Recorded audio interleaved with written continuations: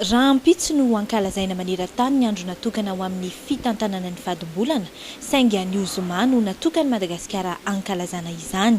Lohahevitra niraisina tamin'ity taona ity ny hoe ny andro rehetra dia mety ho andro tsara daholo ho an'ny vehivavy. Antony safidianana izany lohahevitra izany ny fahitana fa mbola voatsikady, ho fady ary tsy azo resahina izay resaka fadimbolana izay. Lazaina fa hoe maloto mihitsy aza ny vehivavy rehefa tonga ny fadimbolana ka voatery atoka-monina lavitry ny tanàna mihitsy. Misy amin'ireo foko any amin'ny faritra ivelany Antananarivo no mbola mampiatra izany hatramin'izao. Tokony ho tsy ahivina foana nefa fa tsy maintsy mandalo amin'io avokoa ny vehivavy rehetra, na gasy, na vahiny, na tanora, na lehibe, mandra-pahatonga an'ilay antsoina hoe ménopause.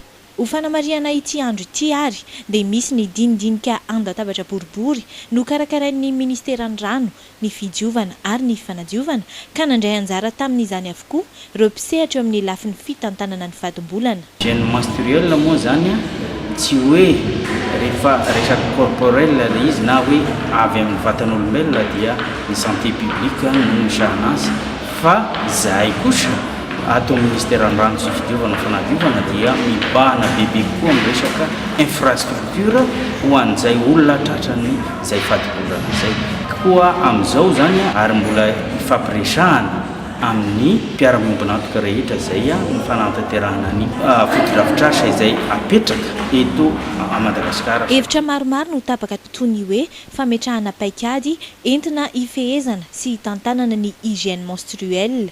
Ankoatran'izay, ny fanampiana ny sehatry ny rano, ny fidiovana ary ny fanadiovana mba hialana amin'ny fanavakavahana atao amin'ny vehivavy rehefa tonga fadimbolana, ary farany ny paikady ho apetraka entina mampafantatra amin'ny vondrom-bahoaka ny mahazava-dehibe ny fitantanana ny fadimbolana.